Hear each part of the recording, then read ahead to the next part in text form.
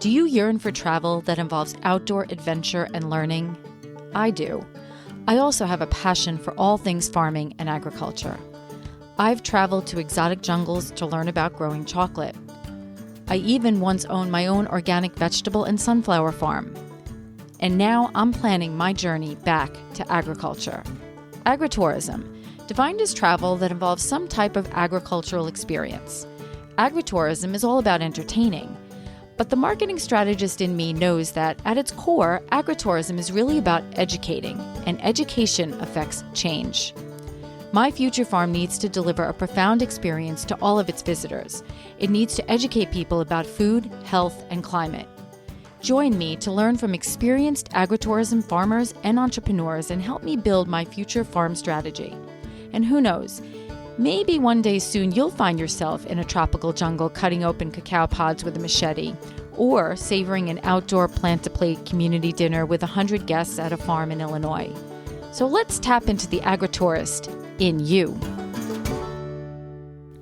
This is Jen Ross, your Agri-Tourist Podcast host. Today's guest is a filmmaker, community builder, and aspiring farmer who happens to be based right near me in Brooklyn, Maxine Simone Williams. Maxine uses storytelling, farming, and community engagement to illuminate how culture, food, and relationships shape our lives. I first discovered Maxine on Instagram. I come across countless amazing farming-related posts, but Maxine, a brilliant, young, and inspiring woman, immediately caught my attention. I wanted to dig deeper into her story and her mission. She is a true wealth of resources, and what I love most is that she doesn't just share information. She demonstrates the power of these often free community resources by showing up, participating, joining in, and then sharing her experiences. I learned so much from this interview, not only about local community offerings, but also about how a single plant, like cotton, can carry deep emotion, generational pain, and historical significance. At the same time, growing cotton today can also create space for healing, growth, and a sense of moving forward. Maxine opened my eyes to that. I hope you enjoy this episode, and I encourage you to check out Maxine's Instagram and YouTube. As I told her during our conversation, I can't wait to join her one day in her community garden or on one of her New York City field trips. If you enjoy this podcast, please subscribe and leave a comment. Enjoy my conversation with Maxine. Hi. Hey, Maxine, how are you? I like your background there. Thank you. Something natural vibes. Yes. So I'm excited to talk to you. I noticed your Instagram and I was so impressed by all that you're doing. And I love this one summary because I went through a bunch of things that you're doing. And I want to cover a lot. There's so much to this. But you had said that you use storytelling, farming, and community engagement to highlight how culture, food, and relationships shape our lives. I loved that. Yes. Thank you. It's just like, it's like perfectly written and summarized. So first, tell me about you, because I kind of want to know your backstory and how you came into this, and kind of, I know there's a filmmaking component to this. There's everything you're doing on Instagram, and I want to really understand it. How did you develop this love, passion? I don't know what you describe it as for farming and agriculture, because that always excites me. But I really like to know where it comes from or where that connection was made. So go ahead. I'll let you give me your story. Yeah, definitely. So I'll say, like, in high school, I didn't really know what I wanted to do, but I knew I was a very talented writer, and I was really involved in like our broadcasting student organization. So I was like, let me study journalism.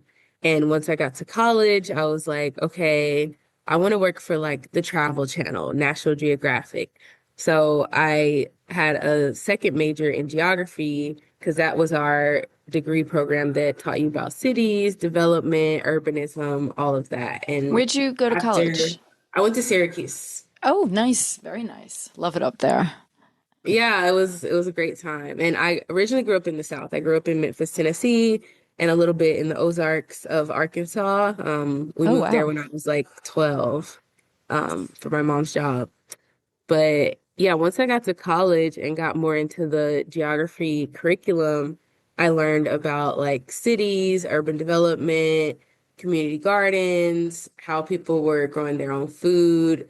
I had never really considered like how food is grown, how people can be involved with it personally. So from there, I just got really interested in agriculture and like I learned about food waste and all these different programs at my college. And once I graduated, it was kind of like, okay, I'm already on this like journalism path. Let me do this agriculture stuff in my spare time. So started my media career and I was always volunteering with Grow NYC, which is the organization in New York City. They help manage all of the farmers markets. And then they also do like it's kind of like a CSA, but it's week to week, so you don't have to like fully subscribe. I was volunteering there, and it kind of just was a domino effect, one opportunity leading to the next, me getting more interested in the New York City food system. There's so many amazing people here. I mean, New York City in general, I feel like no matter what your random interest is, you can find community here if you really look for it. And so from there, I just got really deeply involved in meeting so many people that were doing things I never imagined. I think the most pivotal moment for me was in 2018. That was the year I graduated college and moved to New York City, had a job in the city, and I went to a talk by Leah Penniman. And that was the year her book came out about farming while Black. And got the book, went to her book signing. It was an amazing talk. And I just felt so inspired. And from there, I was like, yeah, like I want to own my own land someday. I want to grow food and community with people. I want to get back in touch with local food systems and everything around that. I was also vegetarian too, so just like learning about all the different types of vegetables and stuff, like getting more interested in my health. It was this like huge journey, but I feel like that was truly where it started, like coming to New York City and meeting so many like really amazing, inspiring people that were doing things I never imagined. Like I never met a farmer really, you know? So meeting farmers in the city who looked cool, looked like me, I was like, this is really possible. So I have to back you up because that is was an amazing summary and a lot of great information in there that I want to break apart. So, okay, so you're from, you said Memphis, Tennessee? hmm Okay. Now is that where, hold on. So you highlighted your grandmother's, yes, or that's in Mississippi, Aunt Louise, Yeah. actually. Okay. So let me back you up. So you live in Brooklyn now? Yeah. Okay. And then so you went to Syracuse, and in college, that was where farming kind of became more of a thing. Yeah. But was it a professor? Like was it what was that moment that all of a sudden you're like, wow, this really interests me? Like what was, were you at a farm? Like what made that real like manifested that path? Because it's usually someone or something that really influences. I'm just curious. Yeah. I think it was college, but I can't think of a specific moment. I know like I would bike to the farmers market a lot with my friends. We were really focused on like organic food, healthy food. And so that was really huge moment for me. And then I was also a part of the food recovery network. At Syracuse, we had a chapter, but basically they take food from like our cafeterias that haven't been eaten or touched, but like it's already cooked. And we bring it to local organizations Oh wow, that's great. like homeless shelters, food banks, any and all of that to recover the food, hence the name. So from college, I learned about it more from like a political notion of like all these things are happening. What can one person do to support the mission of like making food accessible to others and avoiding food waste? Once I got to New York City and was able to volunteer with Grow NYC, that's when I started to meet young farmers and learned like, okay, people are actually growing their own food. It's not just something that people do when they're like older or people who have a lot of money. There's a lot of people just doing this on their own. But I guess if I did have to choose one moment, I think it would be that book signing with Leah Penniman, Okay. learning about farming while Black, because in that book signing, there was also a talk. And of course, there's like 100 people there at least.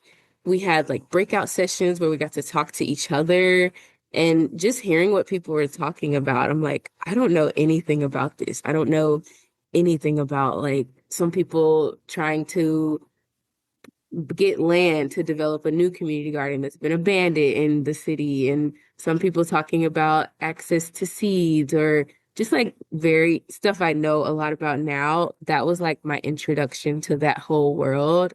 And I left it feeling like, wow, there's like so much more to life than what I knew about.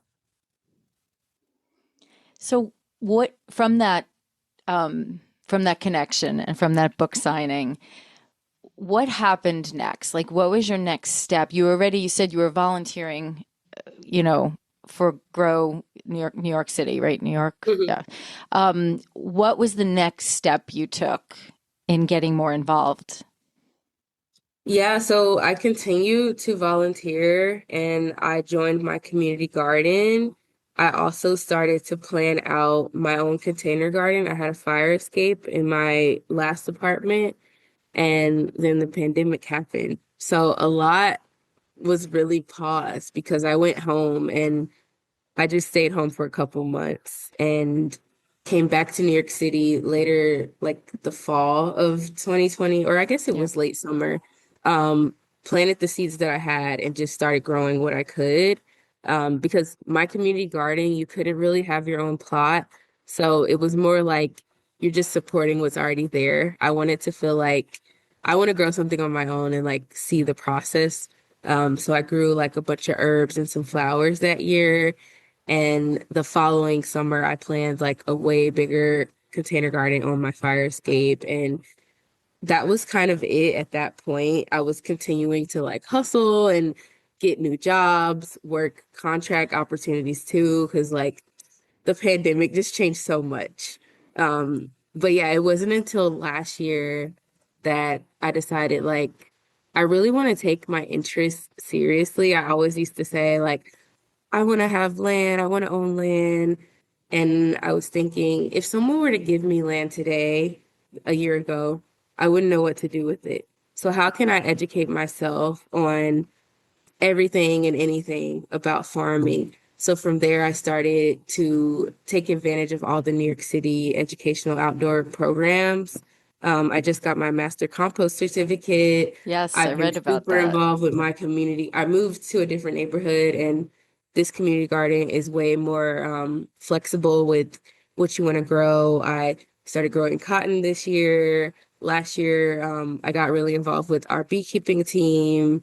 And last year was when I started filming my series about highlighting different farmers that I've connected with over the years in New York City. So it was really last year I was like, okay, I'm in my late 20s. Like, I don't want my life to go by. Like, I don't want to watch my life pass me by. Um, so I started to put the action behind my words. Excellent. So let's break that part too. The composting certificate. Tell me about that program because I know you had posted a bunch about that program and you actually doing different things. So tell me a little bit more because I also want to highlight some of these initiatives that you've discovered, uncovered, Hmm. because there's so much out there. And that was the one thing I really liked about your Instagram. You're really highlighting all these amazing programs that I live on Long Island, but even Hmm. New York is right, the city's right there, and there's Yeah. just so many things that people can get involved in and do. And even just knowing about it there might be some in other people's cities and stuff. So, Hmm. so tell me about that specific program. I want to talk about a few of the initiatives you just like kind of dig a little deeper into some of the initiatives you just mentioned. So composting, which is so important. It is. I read a book. I'm forgetting the name. I'll have to check my phone in a minute. but it was about soil. And it was this older farmer based in the Midwest. And he wrote about how he had like a huge monoculture farm, like growing corn or something. Yeah. And they experienced a lot of weather pressure. And he basically learned like my soil is kind of dead. I put all these chemicals into it and I need to create life in the soil. And that's going to lead to better crops that can handle pressure of weather a lot better than those that are dependent on chemicals to survive each season. And from that, he just talked about his whole discovery of going from like a chemical farm to purely organic. And he works with like the university now, and they have like all these interns. But anyway, LAS Ecology Center has the Master Compost Program. It's been around for, I think, at least 10 years. And it's basically a program built to educate New Yorkers to learn about composting. That's like the base message. And you have to complete all the requirements. And from there, you get your certificate and you're able to apply what you learn to your community garden, your own property, or like a school. A lot of teachers take that program because they want to start like a garden at their schools. A lot of community gardeners take it to build their own compost systems or amend their compost systems. So it's a really great resource. But yeah, you have to take, I think it's 8 workshops or their classes. You can take them online or you can do a cohort, which is it's like a class. You take the class every week for like 6 or 7 weeks. And then you have to complete 2 field trips that are you're visiting compost sites in New York City. And then you have to complete 10 community service hours at approved organizations that the compost certificate program works with. And it's fully free. It's all funded by the city. Wow, And that's it's wow. been amazing to participate in. You learn so much about the inner workings of the city that you don't really see. We have the compost bins in New York City, but even before that, all the community or all the farmers markets have like food scrap drop off. And I would always do that. But you don't really know where the food scraps go afterwards. But getting my certificate, I learned about all the different like medium-sized compost facilities and how they process food waste and how the brown bins process food waste in a more industrial system. Um, all of that. And the field trips you go on is you applying the knowledge that you're learning in classes because you get to see like, oh, this place uses a windrow system. This place uses bins. This is how they're working. You can volunteer at some of the sites that do the field trip. So you get to like actually apply what you're learning. So it's just been such a cool process to learn about like the chemistry behind composting, the efficacy around composting, like how composting started in New York City. We learn about that. We learn about some of the issues they've had over the years with government funding. We learn about composting as a form of environmental justice. We learn about trash collection, like how trash collection was political in like the 70s and 80s and how certain communities didn't get trash collection as often. So it created this blight of like, oh, the Bronx is covered in trash. Yeah, because you guys don't pick up trash enough. So all of that, like you get so much history on New York City in a lens that the average New Yorker, I don't think would know, especially like a younger person, but even older people, they might not remember all of it, Yeah. whatever. But it's been an amazing program. I have just a few quick questions on that. So what were the 2 sites that you chose to visit? So I did the Queens Botanical Garden and then Snug Harbor Botanical Garden, which is in Staten Island. So both of them are like mid-sized compost processing centers. And the Queens one was really cool to see because I personally don't really go to Queens. And the Botanic Garden is in Flushing, which is so far. It's like the last stop on the 7 train.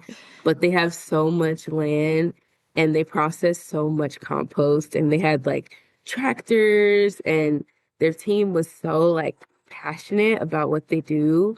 So you were able to really like learn and see what they're doing, ask any questions you wanted. Um, that was like the coolest opportunity for me. And they have community food scrap drop off, like I think every week or twice a week. So you can tell it's a really big part of the community there. And they're always working on ways to make the garden, the botanic garden, accessible to that surrounding community and also beneficial to them. And then the Staten Island space was really cool as well. They just have so much land over there. So it was beautiful to see like their farm and how they're using compost on the farm.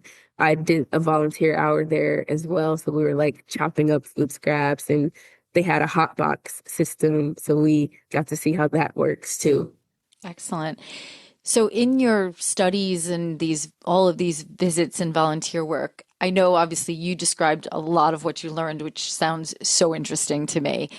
Um, was there anything that shocked you that you learned? Like you were like, wow, like I didn't know that, or that might have bothered you, that came out of that certification process? Yeah, definitely. I think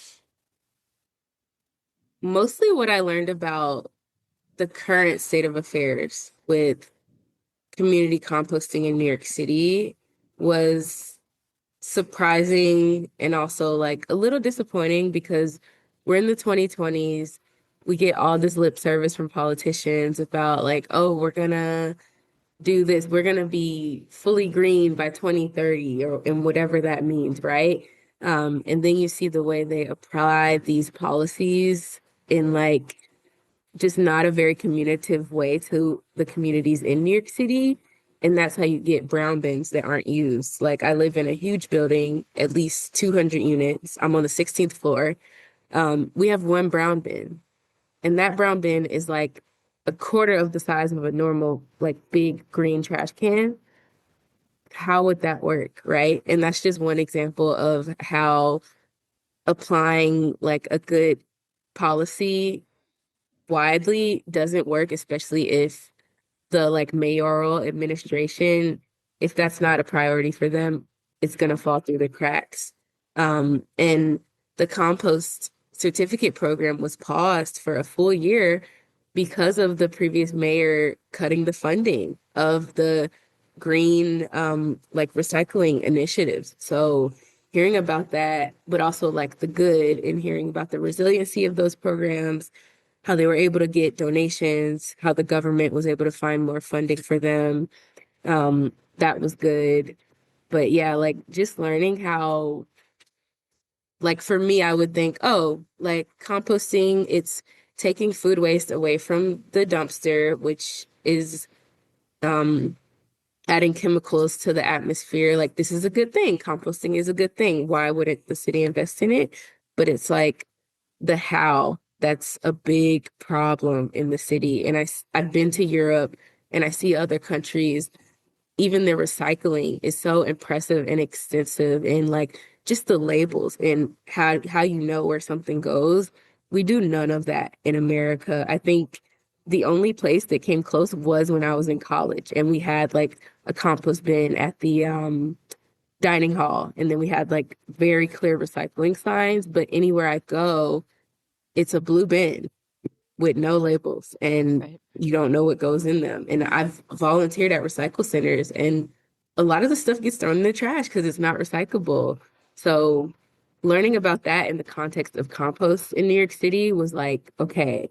But also a part of that certificate program is that they're hoping this will create an informed citizen like me who will hopefully speak to other people, use my voice, educate others to care about it. Because if you don't have people caring about it, how is anything going to change? You have to use your voice. And also, like, what was surprising to me was learning about the trash problems in the 70s and 80s and how it took community organizing to make that shift. And it was good because it showed me like, look, these people used what they had to make a difference, and it literally made a difference. They basically brought all their trash to Midtown. And now what are you going to do? You have all this trash. Like it was a big thing. And it was organized by this community or called the Young Lords. And because of that, trash collection completely changed. So showing like how small things can make big impact, and hopefully things can change with how we collect compost because it's not the best right now. No, it isn't. I 100% agree with you. And your point about like when I was just in Italy and it in that culture, it's part of the culture. It's part of your Hmm. everyday separating out. Like it was, and I do that, but it was just so embedded in everyone's kind of process there. They didn't think twice about it. Where here, I still have to think twice about it. And I'm very like I'm very into all this. So we definitely have a long way to go, but to your point, it takes people like yourself, myself, like kind of creating that momentum and getting it out there and talking about it and doing what we're preaching as well. So I love how you said all that. So talk to me about cotton because I know that, and it's funny, this keeps coming up in a lot of conversations, and I'm like, I find it interesting. So I was so excited when I saw some of your posts on this. So talk to me about how this came into your conversation Hmm. and what's going on with it. Yeah, so I heard about growing cotton through my friend Maya, who's a farmer and an environmental culinary education person. She has a nonprofit where she does all these cool workshops about food in the African American food system, and visited her. She has a plot at a community garden growing Okay. cotton there, and I saw the colors. I had never seen colored cotton growing out of the ground. I had never seen a cotton plant, honestly, other than like the pictures of the South in the context of slavery. And it looks totally different growing Yeah. like in nature than in those old pictures that are usually black and white. Um, and I just thought it was so cool. I definitely had some like, whoa, why are you growing this? And then like, this is cool though, like the inner conflict. Talk to me Um, about that a little because I think that's really important to talk about a little. And I'd like yeah, to I think understand that like more. as a Black American, we have a history with this plant that is full of exploitation and pain. So anyone using that plant, it feels wrong. It also, it for me, it feels like it's like you're taking something from me or something, right? Like if I see someone with cotton plants on their table, I'm like, why do you have that on your table? Why did you choose that? What like what are you really trying to say there? It's not a rose or a dahlia that is just beautiful. This plant has so much history behind it. Right. And seeing a Black American growing it can feel like, are you brainwashed? Are you being facetious? Like, would your ancestors be happy with you choosing to do something that they were forced to do? So like always processing that even to this day is complicated because it's like there's not a word to describe that feeling, but it feels icky, but also like I said, exciting when I saw brown varieties of cotton, green varieties of cotton that she was growing. And from Maya, someone I've been friends with for years, someone I trust, I was like, okay, if she's growing it, it can't be all that bad, right? Versus if I see something on the internet and I don't know them, I'm like, that person is crazy, you know? But seeing her grow it, she wrote a short guide on growing cotton, and she put some historical context there too. I bought the guide, and with the guide, she gives you seeds. And I was like, okay, let's try to grow it. I have the seeds now, you know, I want to see the process of that plant. So that was my introduction to it. And I interviewed her for my documentary because I Yes, felt like I saw that. her Yep. speaking on it, like both of us speaking on it as Black Americans, felt really powerful. And also her talking about like her experiences processing the emotions behind that plant. She had a workshop this summer that I attended with another Black farmer. And they were talking about like the indigenous practices of that plant before it was industrialized and produced in the US. So it felt like very positive and uplifting instead of like this heaviness or this guiltiness that I feel like people can put on that plant. Because at the end of the day, it's just a plant. We put all this negativity on it, and like a lot of our clothes are made of it.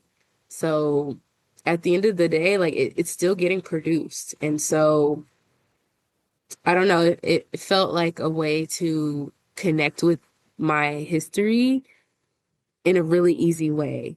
Because also as Black Americans, we don't have easy methods for connecting with like where we really come from. We can do a DNA test, but that doesn't give us like a family tree full picture. So connecting to this plant was interesting to me. And then like being able to see the fibers that come out of a plant that you like a little seed you planted is so cool to me. So just like really being interested in the process, that was like what made me grow it and document it. Yeah, I think that conversation is a very powerful conversation. Um, I saw your Instagram post on it. I haven't watched. Now that your interview with her, that's on YouTube.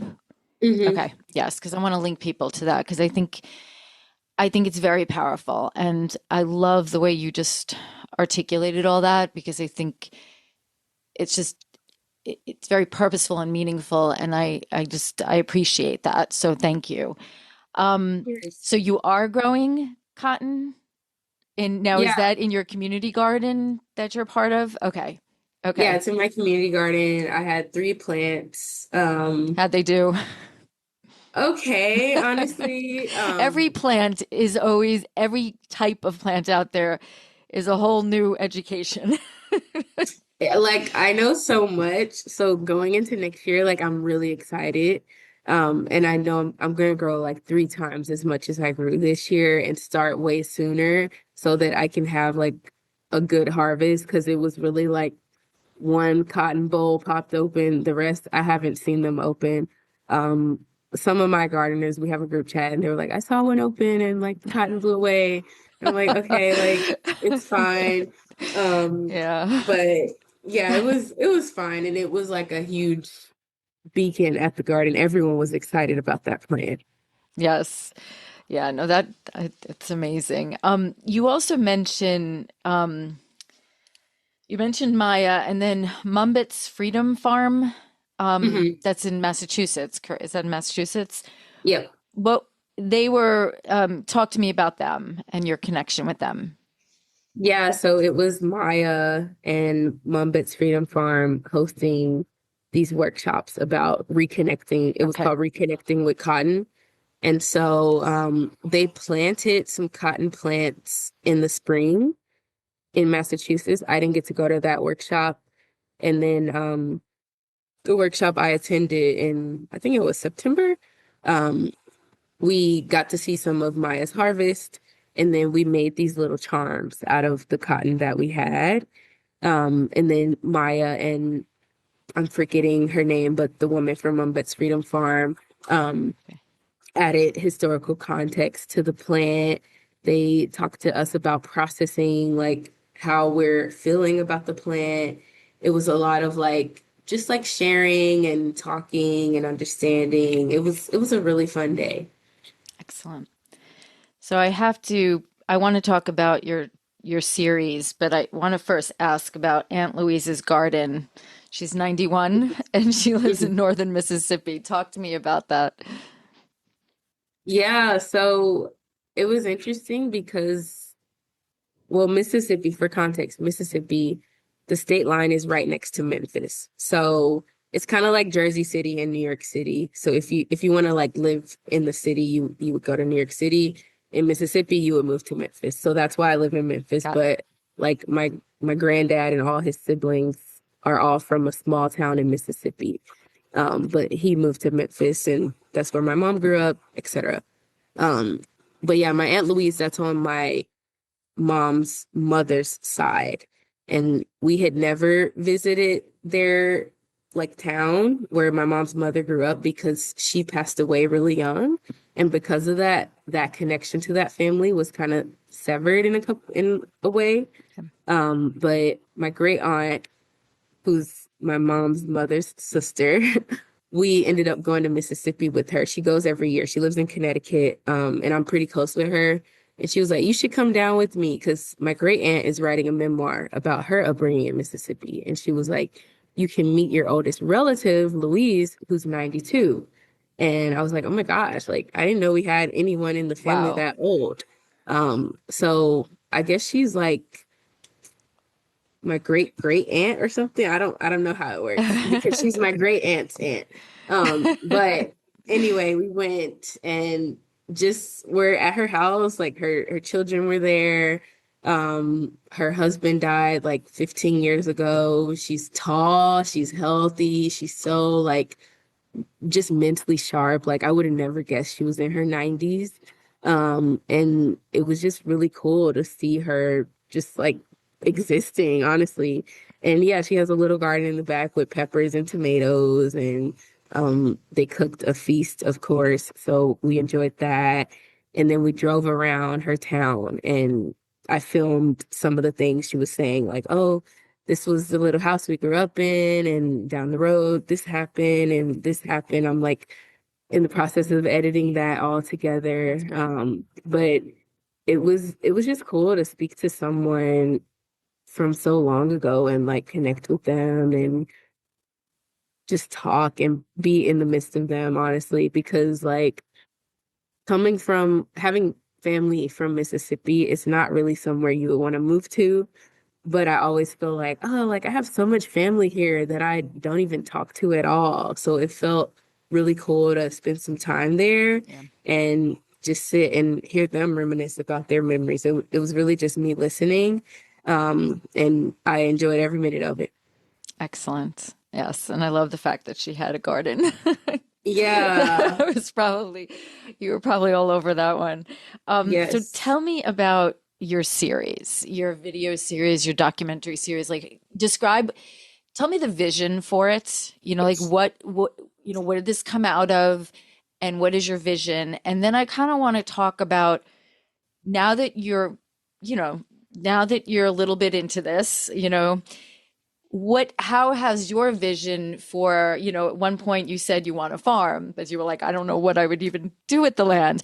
Like, what is your ultimate vision? And we could talk about this after the series for what do you want? Do you want land? Where do you want land? Like, or do you want to stay in an urban environment where you could do something on a rooftop or where whatever it is? So I just want to know what your thoughts are now, because I know as we learn, and even as I've been doing this podcast, I had a farm and I had to give that up. And then I wanted to get back into farming after a few years of being out of it and missing it so significantly.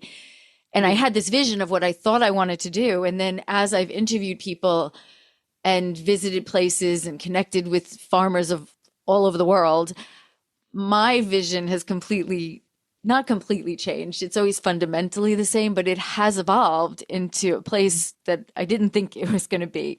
So I know this journey kind of leads us along. So I'm just curious about where it is. So first, talk to me about the video, the filmmaking component of this. Yeah, so the series is called How We Grow. And my inspiration was that whenever I was on YouTube looking at like small scale farmers, young farmers, I didn't see a lot of diversity. And because of that, sometimes it was really hard for me to imagine what my future could look like because I don't see anyone a bit further down the road already doing it. And when they were doing it, they weren't as well documented, interviewed. They didn't have as much like promotion behind them. And so I knew for me, I had connected with so many amazing farmers in New York State, like Hudson Valley, New York City, etc.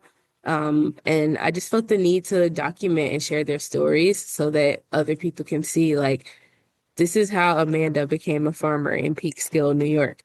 This is how Issa became a farmer in Hudson Valley. This is how Maya is an urban farmer and owns a nonprofit and is growing cotton in Brooklyn.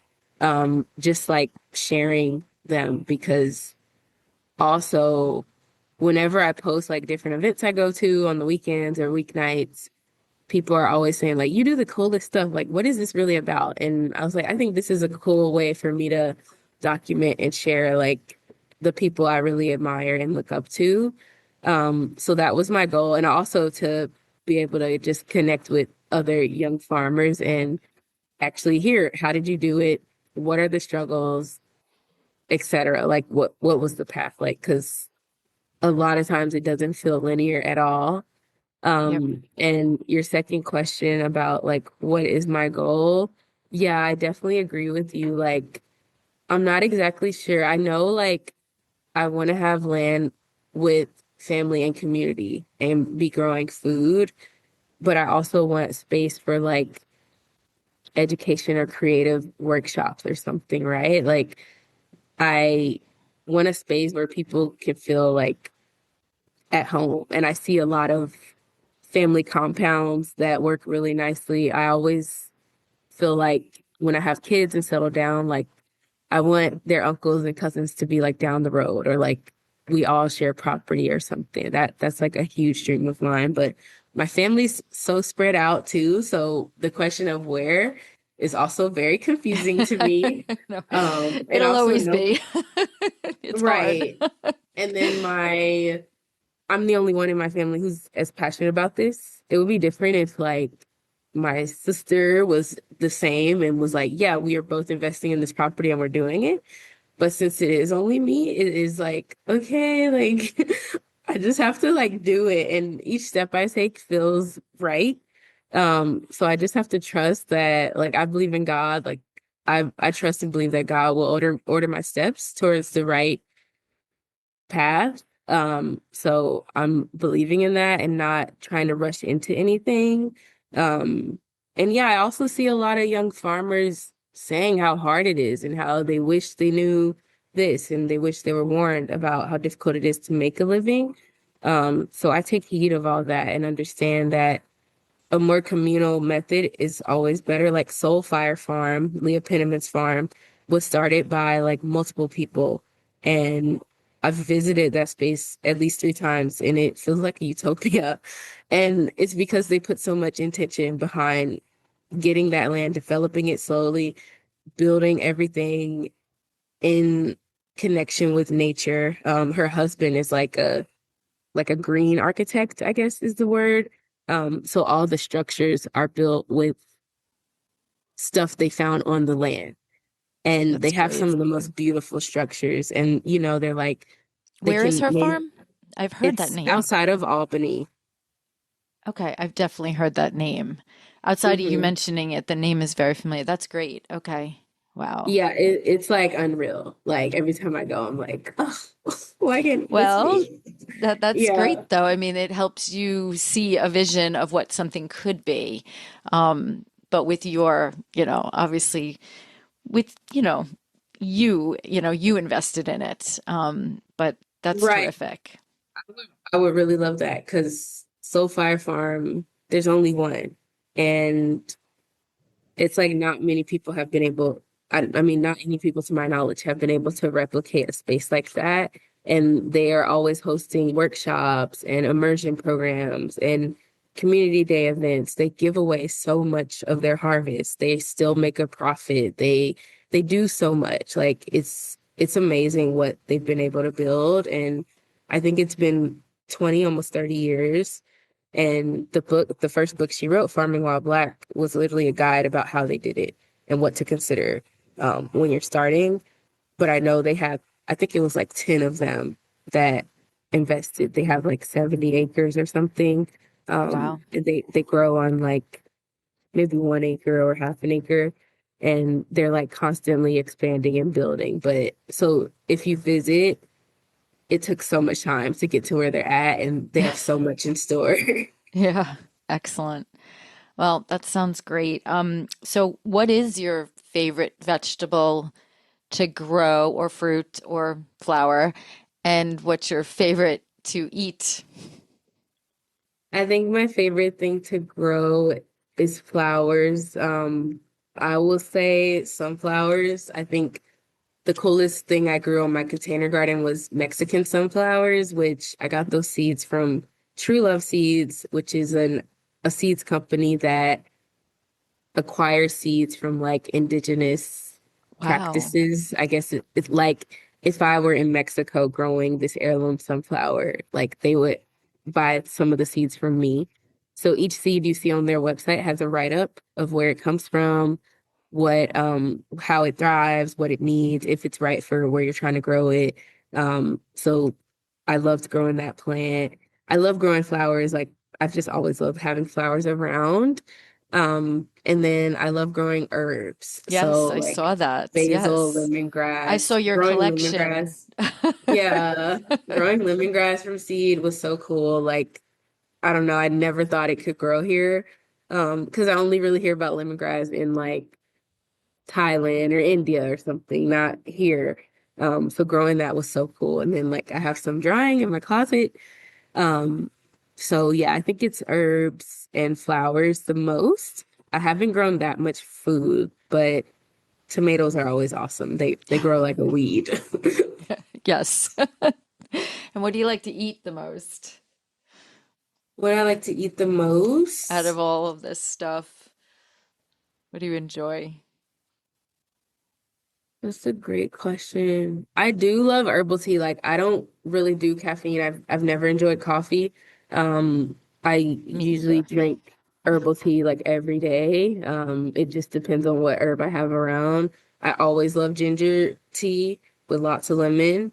And I just took an herbalism class, so I've been like learning about different herbs. And for the class, we had to have an herbal companion, and so we pick an herb and we have to drink it every day. So I chose raspberry leaf tea, and the second half of the class I chose oat straw. So those are two herbs I've been like learning about and working with. But I like anything like warming, especially in this season. So that's something I enjoy a lot. And then for food, I don't know, like any salad mix or something is always really cool to me. Like I grew lettuce on my container garden and that blew my mind to eat a salad from what I grew. Like it's so easy, but you just don't know until you do it. And the taste is just so different than Yeah. anything you purchase that's not from a farm, anything you Hmm. purchase in a supermarket or whatever. It just doesn't compare. I wanted to mention, you mentioned teas. I interviewed this woman from Maryland who has a tea farm, and it's not usually grown, especially on the East Coast because of the humidity. You should Yeah. definitely listen to that interview. It was very interesting. But she kind of took on the challenge, and it's just I didn't know much about tea, and Hmm. I learned so much from that interview. So are there any just to kind of sum this up, like, is there anything you want to convey to people about any of the aspects of what we talked about? I think, I really appreciate everything you're doing, just Yeah. to what you're getting out there, the messages you're getting out there, the focus on letting people know about the resources out there, not just by telling them, but by doing it. You took this certification course and you talked about it. I think it's just so important because we don't know who we're impacting, and even if it's just one person, um, Huge. it that can then become so many more people. Hmm. So it's so important. So, is there any final messages you want to just get out there? Yeah, I think this is something I'm always telling my friends, but especially now more than ever, I think community is important, encouraging others is important, and also like actually taking your dreams seriously. Because if a year ago I didn't decide to take the first step and look into an educational program that I could participate in, we wouldn't be having this conversation right now. So just like be diligent in pursuing what you're interested in. I know for a day job, we would never like miss a deadline or not do an assignment. So I've been really working to hold myself accountable when I say like, if I want this to be a thing, I have to show up the same, if not better than I would for a day job that is only paying me. I want something that can feed me, like my soul. So take your dreams seriously and take the first step and keep going. I think that's like something I've learned in life in general. Like, if you want to do it, you have to do it. Like, there's a reason you have this urge to do something and act on it. Very, very well said. Thank you. I really appreciate you taking the time for this interview, and definitely tag me on some of your the stuff you're publishing, because I would like to, get it out there as well. I appreciate everything you're doing, and I right away I was like, wow, she's good. She's on a mission, and I love it. So thank you, Maxine, for taking the time. And we will be in touch. Thank you so much. Okay. Yeah, of course. Definitely want to keep in touch. And I definitely want to join you one day at the garden or one of your field trips. I would love to come in and visit and meet you in person. So keep that in mind. Seriously. I love connecting with people, especially, I mean, look, I'm not in the city, but I'm in the city. You know what I'm saying? I'm in part of New York, and I'm always traveling around, and I just like to show up and actually be part of it and see it. And New York City has so many amazing things going on. So, yeah. So keep me in mind. Okay. You too. Thank you. Bye-bye. I hope our Agri-Tourist podcast prompts you to think more about where your food comes from, whether it be your vegetables, fruits, meats, and even those sweet treats. Don't forget to subscribe and share this podcast with someone you think may truly benefit from or be inspired by it. Visit us at agri-tourist.com. Until next time.